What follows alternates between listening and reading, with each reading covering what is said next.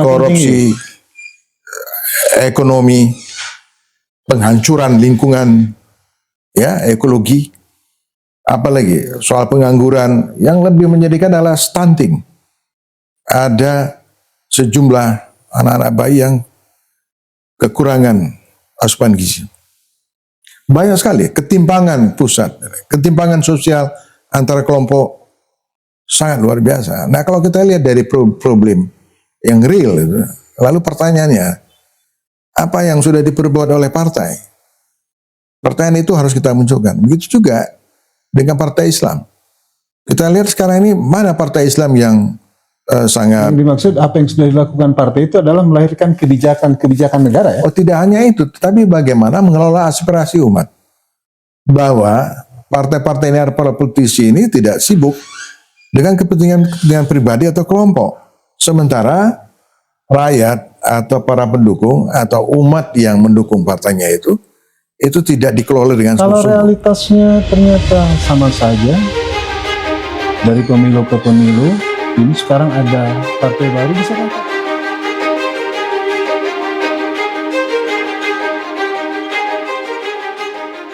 Pemirsa, berjumpa lagi dalam Bincang Spesial Jurnal Politik TV. Kita masih bersama dengan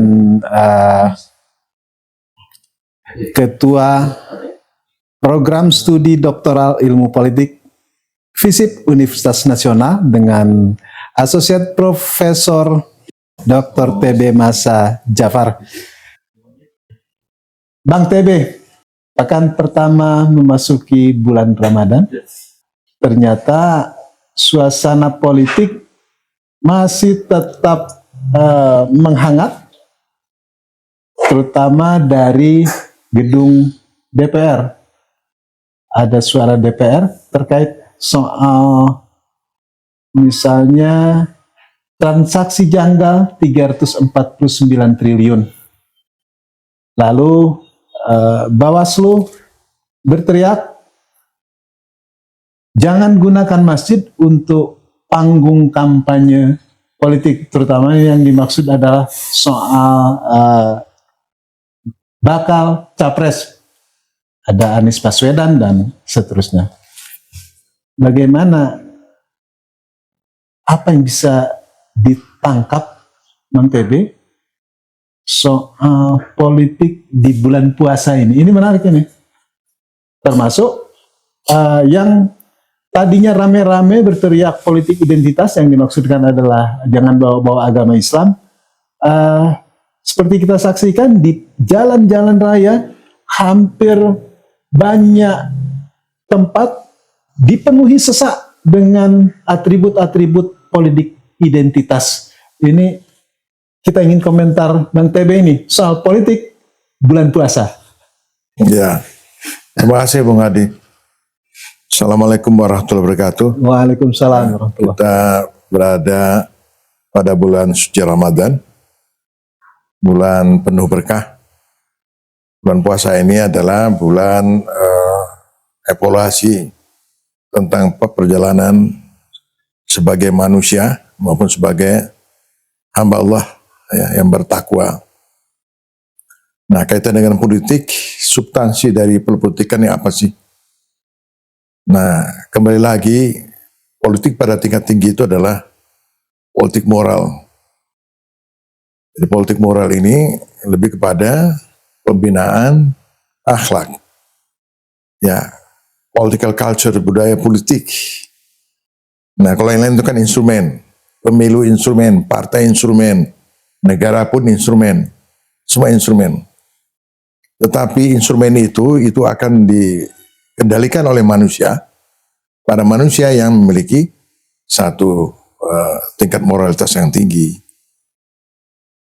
Moralitas juga bisa di atas hukum. Jadi hukum boleh canggih atau hukum itu punya celah untuk diselewengkan, tapi kalau moral manusianya di atas itu bisa menyelesaikan, ya, kelemahan hukum apa kelemahan sistem itu. Kalau dalam kaidah agama, akhlak di atas fikih, gitu, Ya, kira-kira itu, ya, akhlak, adab, itulah sebenarnya kekuatan yang paling utama.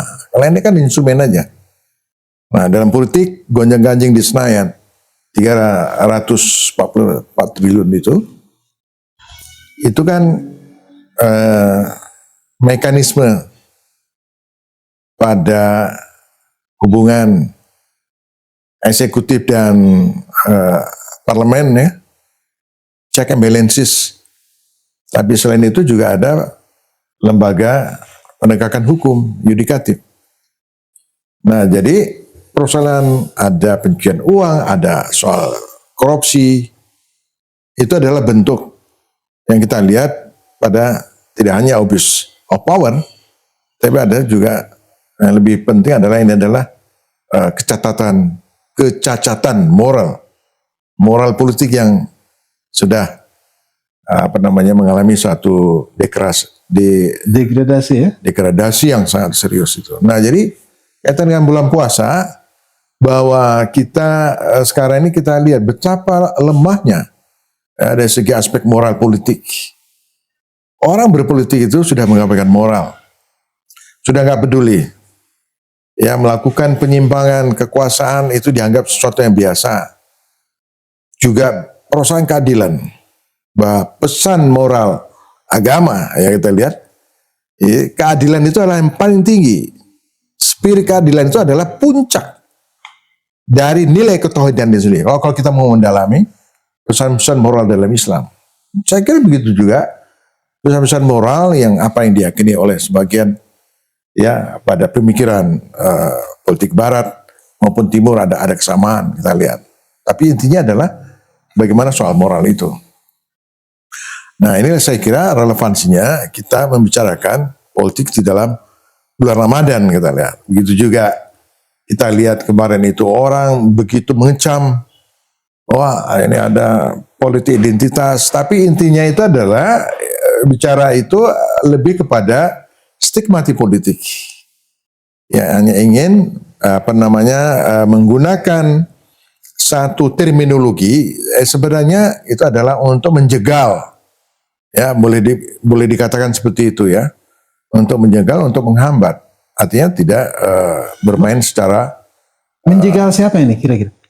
Ya, kira-kira yang selalu diasosiasikan bahwa ini adalah membawa agama. Tapi sekarang ini kalau kita bicarakan, siapa kekuatan politik mana yang tidak memperalat agama? Bulan puasa kita lihat, silaturahmi sana, silaturahmi sini kan, semua. Bahkan yang bukan beragama Islam pun tampil di baliho mengucapkan selamat Ramadan ya. Ya kalau itu oke lah, itu kan sebagai toleransi, sebagai oke lah. Tetapi ketika bulan puasa ini yang kebiasaannya tidak seperti itu, apalagi ini terkait dengan politik. Bahkan ditemukan angpau, bagi-bagi angpau di masjid. Ya itu ini kan ramai di media sosial. Itu kan sangat naif sekali. Itu tidak hanya pembodohan sekaligus penghinaan. Ya. Jadi kalau sebagai umat beragama atau kita sebagai umat Islam yang menjunjung tinggi moral itu suatu penghinaan. Karena itu di dalam masjid artinya dengan nilai material, dengan uang itu orang begitu rendah dihargai, seakan-akan dengan uang itu bisa di-drive. Tapi kan gitu. bisa dengan dalih bersedekah, Bang TB. Ya kalau mau bersedekah jangan hanya bulan puasa. Baik, Bang TB. Ya. Anda tadi menyebut bahwa di luar yang beragama Islam mungkin bisa jadi toleransi apa dan sebagainya.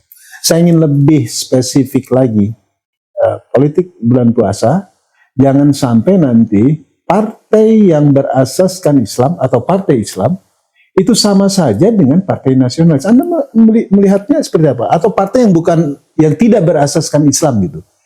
Ini nyaris tak bisa dibedakan kan sekarang ini. Ya sama aja rame-ramenya, bikin-bikin spanduk, bikin-bikin baliho di pinggir jalan kalau bulan puasa, kalau mau lebaran ucapan selamat Idul Fitri, Idul Adha, ya kira-kira begitulah, ya kan? Anda melihatnya seperti apa? Ya ini kan bisa dilihat bahwa di dalam campaign, di dalam bagaimana ingin memperluas pengaruh politik, kan masih pada cara-cara yang sudah ketinggalan zaman, kemudian hanya memanipulasi simbol-simbol agama, memanipulasi termasuk ya bulan Ramadan ini, ya kan? Padahal kalau kita lihat hari-hari ya penghargaan terhadap bagaimana sucinya agama di dalam praktek pemerintahan dan kenegaraan nggak ada itu. Tetap aja indeks korupsinya. Tapi di sini kesolehan formal itu kan luar biasa. Orang berbondong-bondong datang ke masjid, para politisi datang ke masjid. Tetapi pertanyaannya pernah nggak?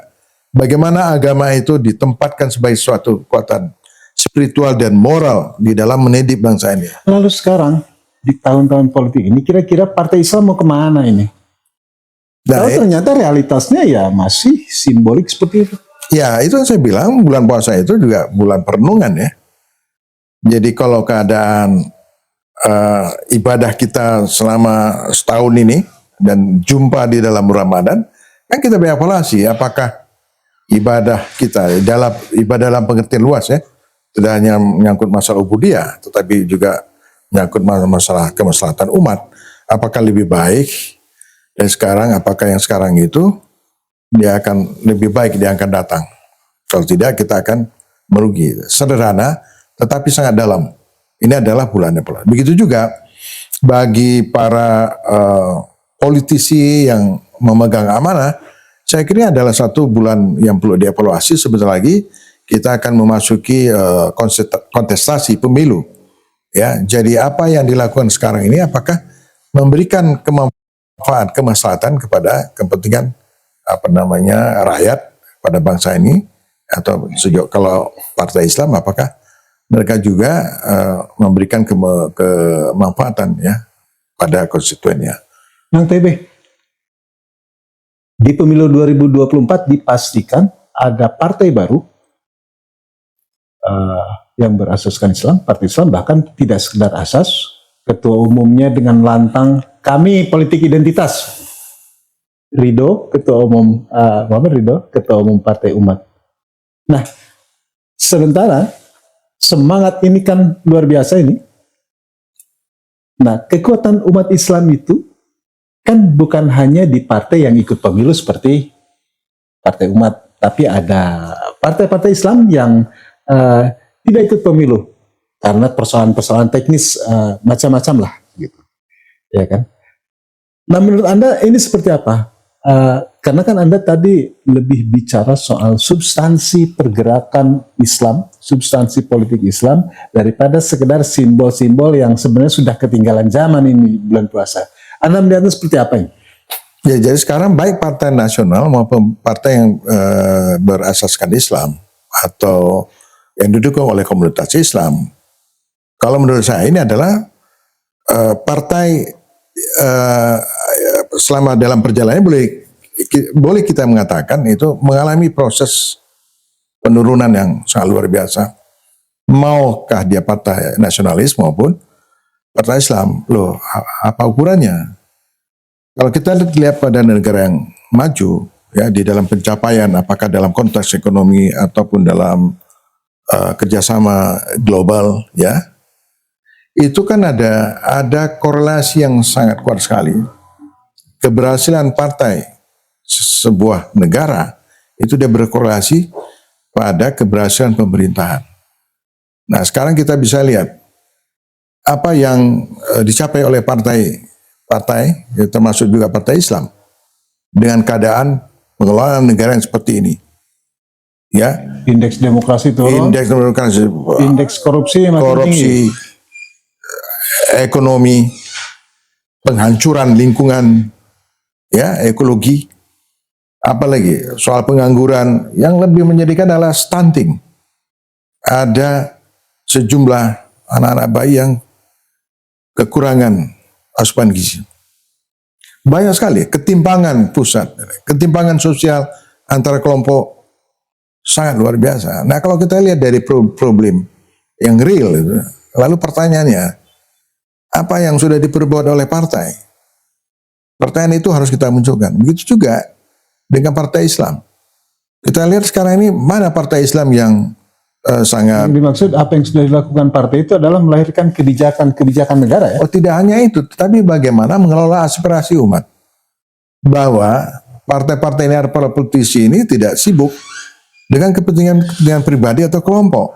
Sementara rakyat atau para pendukung atau umat yang mendukung partainya itu tidak dikelola dengan Kalau sungguh-sungguh. realitasnya ternyata sama saja dari pemilu ke pemilu, ini sekarang ada partai baru. Bisakah partai baru yang baru muncul ini diharapkan? Ya, Atau partai umat bisakah menjadi Ya, antitesa itu- partai-partai yang ada sekarang ini? Itu menjadi pertanyaan besar. Ya, itu yang menjadi pertanyaan besar. Jadi seperti yang saya katakan, termasuk partai Islam ini kan mengalami kemusyawaratan luar biasa. Ya, ini partai umat kan baru muncul sebagai, tetapi ini kan bagian ya dari kekuatan politik Islam. Kira-kira apa yang harus dilakukan kekuatan-kekuatan umat agar partai umat ini, semangat yang munculnya ini tidak kemudian seperti partai-partai Islam lainnya setelah duduk di parlemen ya nggak bisa ngapa-ngapain lagi. Yang pertama kembali ya, jadi tidak hanya berhenti pada bahwa politik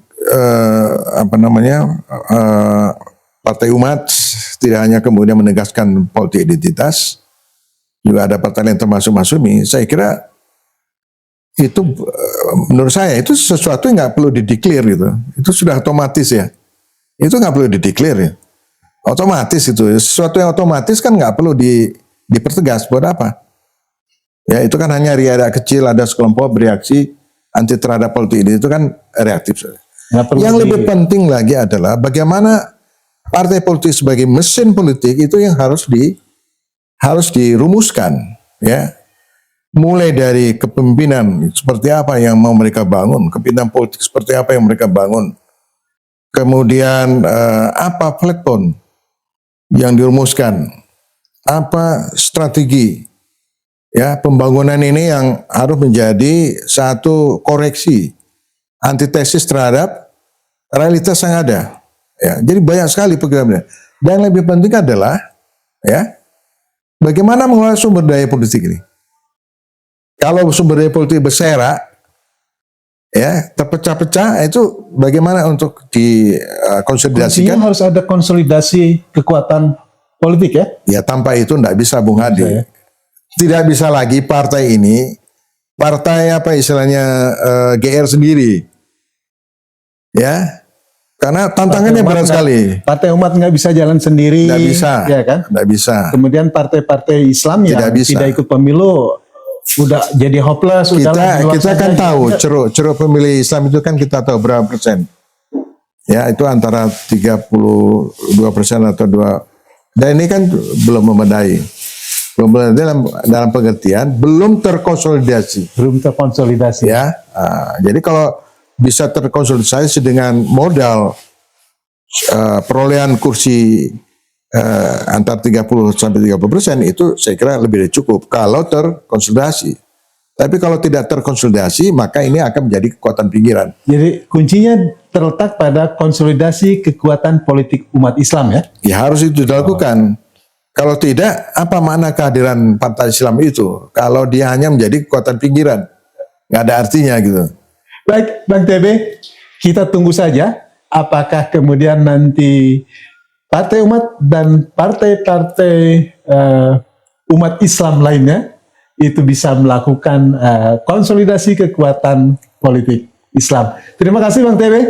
Pemirsa, nantikan bincang-bincang menarik lainnya seputar perkembangan politik di tanah air hanya di Jurnal Politik TV. Billahi taufiq wal hidayah. Wassalamualaikum warahmatullahi wabarakatuh. Waalaikumsalam warahmatullahi wabarakatuh.